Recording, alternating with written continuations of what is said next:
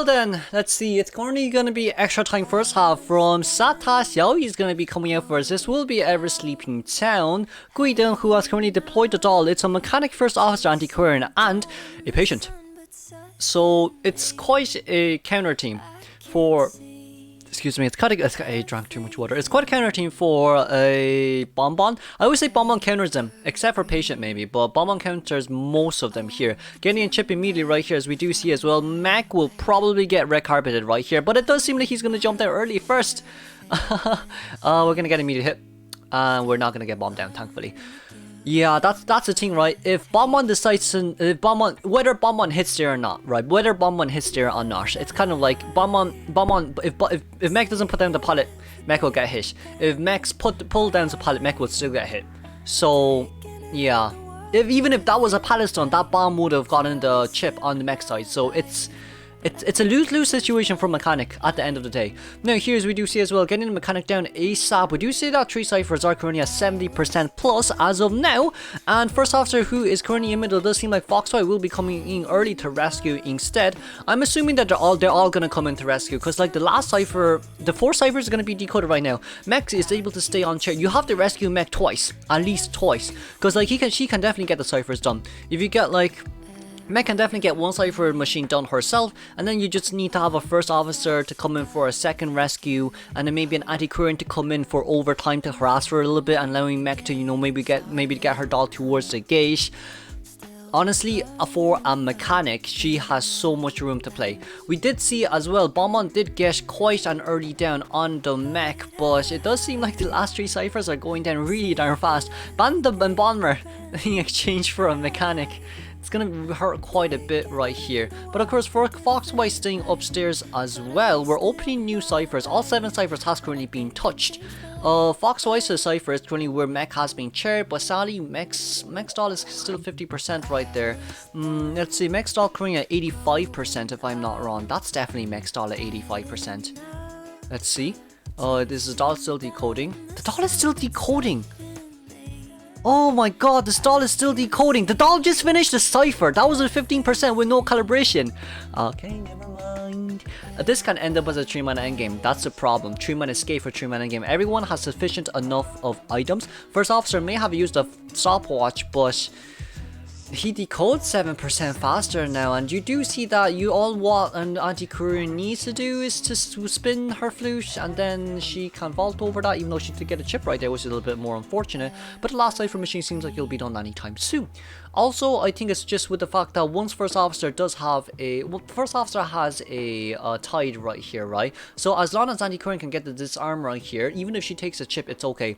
Because anti-current is now rotating very closely towards the exit gate right here. And of course, if anti-current can contain in this area until the fact that the exit gate will open near graveyard gate, then what that means is first officer can literally just use his Poseidon watch and come into rescue, get tied open for 3-man endgame escape.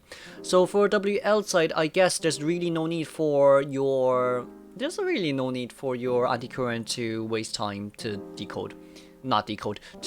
save his... Oh, that's a very nice to save his flute.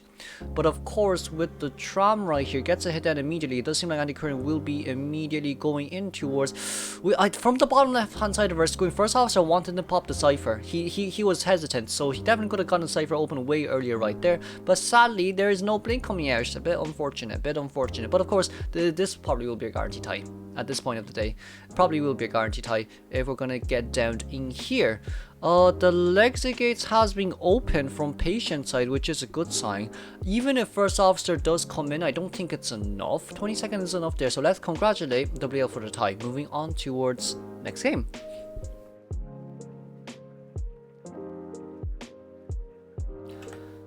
Okay, let's move on to our last game for round 3 today. Pepe is going to come out with a clerk, meaning that Pepe has more confidence in getting tie as a clerk. Because like this is the thing, right, with extra time. Time matters the most. The faster you escape, the more likely of a chance you'll win. And of course from last game, Sata's survivor got out. No, WL Survivor got out in 4 minutes and 16 seconds. Now it's up to Pepe to stall the time towards like more like if Pepe can stall until like 4 minutes and 21 second or 20 second and Pepe gets a tie, then it's a win for WL side, and it's a lose for Sata side because time matters the most, and that's where that's basically where it matters the most for the survivors, for them to get out early. And of course we do see that there's gonna be a portal has been destroyed. Of course that's probably the best choice right here, but Priestess right now rotating towards a very dangerous area. Ooh, Priestess, I mean, Priestess has used quite a lot of portal, and Pepe does know this himself as well. Then vaulting over this one isn't gonna do much, especially with the fact that Priestess does not have anything left. Needs a flywheel. Wait, there's no flywheel. Wait. There's no flywheel? Did he use a window vault already? Wait. I did not see that. But getting an immediate down right here. Pepe. This is going to be really hard for survivors. Can we have a similar game to game 1? Can we have a similar game to game 2 in which Sata survivor got a TERROSHOCK 30 seconds into the game and we have all survivors coming in to harass? We do have an Andy Curran nearby as well. Andy Curran got recorded, but Andy Curran so far away. Now then, on the survivor side, they need to get a 3-man escape for them to win, because Pepe can definitely stall enough time for this to become a 4-minute and 21 second. Because that's all what it matters for Pepe right now. So they have to come in to rescue. Now then, sees where the acrobat is right now. They have to do a rescue right before half. But of course, getting the pushback right there.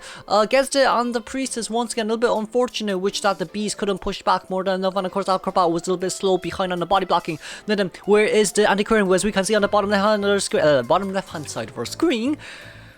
Andy Curran is coming for overtime. Andy Curran has to go somewhere towards the corner. Yes, right there. Very nicely done. We got stuck a little bit right there, not knowing what to do. But of course, Andy Curran coming in right here definitely does help out quite a bit. Now, the only one who's decoding is currently the acrobat. Andy Curran coming with a flywheel. There is one push, but there is also one hit.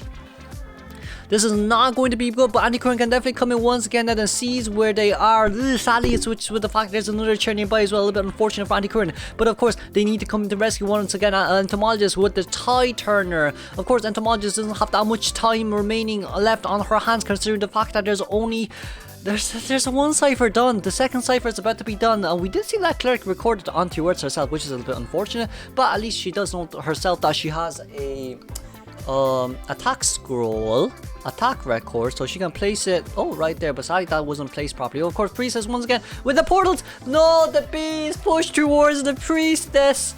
No, the bees push towards the Priestess. Here we do see as well Priestess trying to stall as much time as possible, but if Pepe manages to get a tie for this one, then it's going to be a game over. Where is currently the Andy Curran? Andy Curran still has half a portion of her flute left on her hands. There's no way that this Andy Curran has to be very careful. That's one flute that has been forced out. That's a hit on the Andy Curran. It's a double down for the survivor side right now. Oh, the despair coming from Sata survivor right now, even though they know that they want a 3-man escape for endgame, but it doesn't seem like it'll be possible anymore, considering the fact that Andy Curran used up all her flute just to try rebound kite this Priestess with 2 portals on her hands. There's also a blink for endgame, so it's also 3 minutes and 47 seconds into the game, and only Acrobat can rescue. Yep, 3 ciphers remaining, 2 scrolls on Clerk's hands. Acrobat may have finished his cipher, but what does that mean? That means nothing against the Clerk with max scrolls and detention and blink. Oh no, Acrobat wanting to jump over right here, wanting to stall as much time as possible, but there's no anti-cutting! Didn't get the hit right there, thankfully. Didn't get the hit right there again, thankfully. But once again, there's no anti-cutting. Now then gets a rescue on towards Andy Curran. Even if there's a slow debuff, it doesn't matter. Andy Curran doesn't have any flute left. And it's also with the fact that it's going to be an immediate blink down. Yeah. I think it's probably better to use your blink. Wait, hold it up. Abba. Yeah, it's game over. It's game over. Abba. It's a little bit unfortunate right here from the Sata survivor side. Definitely, honestly, it's really with the Priestess parts, because like Priestess rotated very weirdly right there when Acrobat wanting to get the long portal.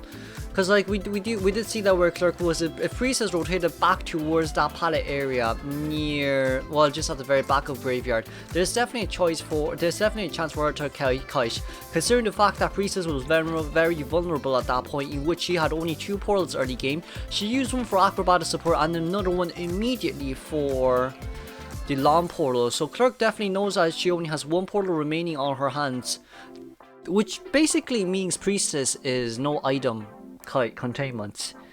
So it's going to be really hard for a priestess to contain a Clerk, especially when Clerk has 2 stacks of scrolls on her hands. Then try to land the charge attack here right here, but it doesn't seem like Clerk wants a snowball. But of course, getting the pallet record right there, immediately popping up the pallet. It still has 1 more pallet record on her hands. Probably will put down the pallet right here, and it's going to be immediate then from Acrobat. This seems like it'll become a 4-man elimination from Pepe's side, but of course, since Acrobat will be slugged right here, it does seem like Entomologist is just waiting for her dash, which is a little bit unfortunate of a situation right here. And then let's just see how long Entomologist can climb right here. It's currently 6 minutes into the game. It's already game over for Sata, sadly, but here's we do see as well. Okay, going in here immediately. No pallet mine game. No pallet mine game. Pallet mine game. Pallet mine game. There we go. Let's congratulate WL for the 4-man elimination, and let's congratulate them for winning. I will see you all for the last round of day 4.